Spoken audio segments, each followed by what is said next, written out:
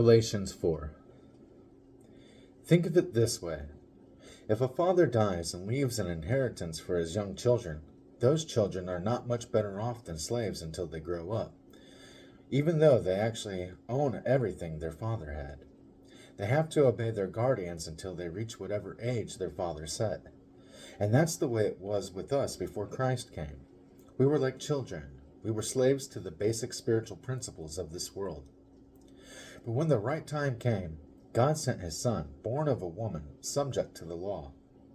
God sent him to buy freedom for us who were slaves to the law so that he could adopt us as his very own children.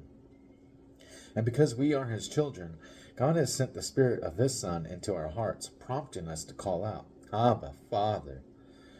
Now you are no longer a slave, but God's own child. And since you are his child, God has made you his heir. Paul's concern for the Galatians.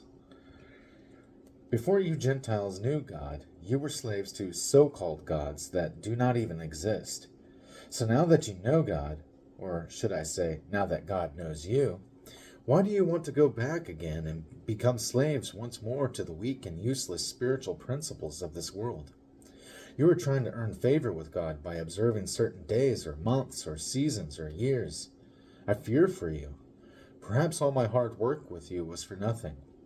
Dear brothers and sisters, I plead with you to live as I do in freedom from these things, for I have become like you Gentiles, free from those laws. You did not mistreat me when I first preached to you. Surely you remember that I was sick when I first brought you the good news. But even though my condition tempted you to reject me, you did not despise me or turn me away. No, you took me in and cared for me as though I were an angel from God or even Christ Jesus himself. Where is that joyful and grateful spirit you felt then? I am sure you would have taken out your own eyes and given them to me if it had been possible.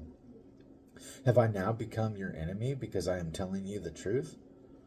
Those false teachers are so eager to win your favor, but their intentions are not good. They are trying to shut you off from me so that you will pay attention only to them. If someone is eager to do good things for you, that's all right. But let them do it all the time, not just when I'm with you.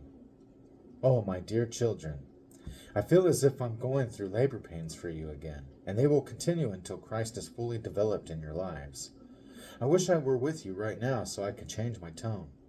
But at this distance, I don't know how else to help you. Abraham's 2 children.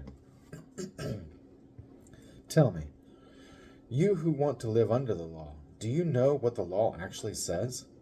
The scriptures say that Abraham had 2 sons, one from his slave wife and one from his freeborn wife.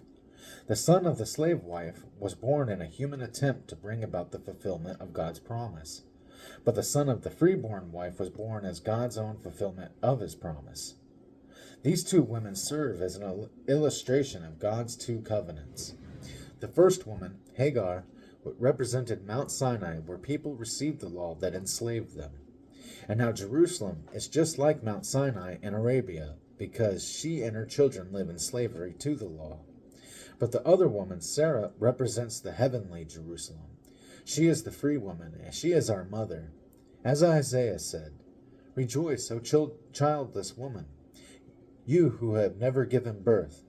Break into a joyful shout, you who have never been in labor. For the desolate woman now has more children than the woman who lives with her husband. And you, dear brothers and sisters, are children of the promise, just like Isaac. But you are now being persecuted by those who want you to keep the law, just as Ishmael, the child born by human effort, persecuted Isaac, the child born by the power of the Spirit. But what do the scriptures say about that? Get rid of the slave and her son, for the son of the slave woman will not share the inheritance with the free woman's son. So, dear brothers and sisters, we are not children of the slave woman, we are children of the free woman.